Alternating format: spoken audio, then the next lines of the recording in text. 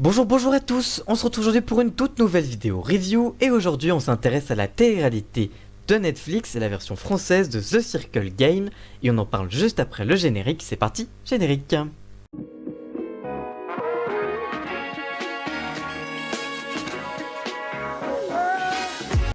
Il y a quelques semaines, je vous avais sorti une autre review sur l'émission, mais c'était la version américaine, et aujourd'hui je vous donne mon avis sur la version française qui est sortie le jeudi 9 avril 2020 sur la plateforme.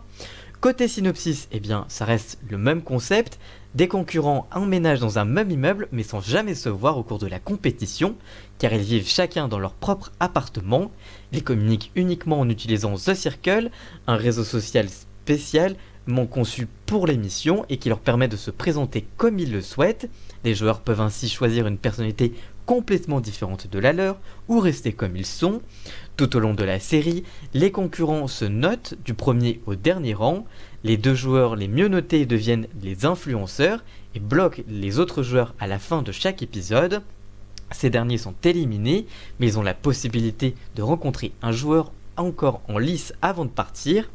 Lors de la finale, les concurrents se notent une dernière fois et le joueur le mieux noté remporte les 100 000 € promis au vainqueur. Côté information sur la série, la série est composée de 12 épisodes qui ont duré entre 37 minutes pour la finale et 1 heure et est disponible sur Netflix.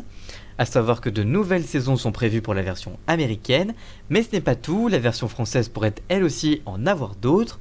Enfin, la version brésilienne est sortie en France, mais sans VF, mais avec des sous-titres, donc vous pouvez la regarder si ça vous branche. Ce programme, comme je l'avais dit, peut rappeler un des épisodes de Black Mirror pour les plus fans de la série, intitulé 15 millions de mérites. C'était un épisode qui s'appelait comme ça, et qui mettait en scène des personnages dans un monde virtuel qui chattait avec un réseau social. Et bien là c'est un petit peu le même principe. Du côté de l'avis de la presse, peu de sites ont réalisé une critique vu qu'il ne s'agit que d'une émission et non pas d'une fiction.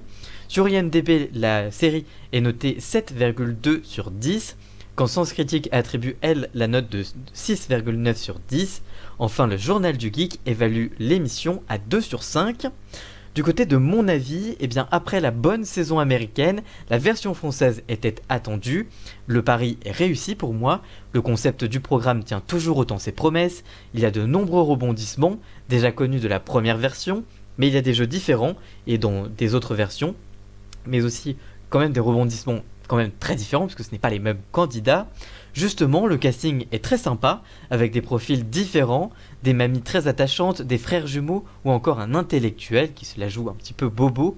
C'est plutôt drôle et en tout cas ça montre d'autres profils que la version américaine. Point un peu négatif, la longueur de certains épisodes et des clashs qui sont plus présents que la version américaine, je trouve. Malgré tout, l'effet de surprise de la révélation finale est toujours aussi jouissif. Quand les personnes se rencontrent le jour de la finale, c'est vraiment un régal. En tout cas, vraiment, je vous conseille cette version française qui tient autant ses promesses que la version américaine. Vraiment, vous n'allez pas être déçus. Du côté de ma note, elle est de 3 sur 5. Pour moi, c'est vraiment une bonne émission que Netflix a et vraiment, elle tient un bon concept. Donc vraiment, je pense qu'il va y avoir d'autres saisons, surtout que la série a vraiment été un gros succès. Elle a régulièrement été les premiers, voire les deuxièmes du classement, journalier. La plateforme maintenant propose de mettre les 10 films ou séries qui ont le plus marché sur la journée, et The Circle arrivait très souvent dans les premières places, donc c'est très positif pour la plateforme. Voilà donc en tout cas pour mon avis sur cette émission. Si elle vous a plu, n'hésitez pas à la liker, la commenter, la partager et même à vous abonner. Et nous on se retrouve très vite pour une toute nouvelle vidéo. A très bientôt, ciao.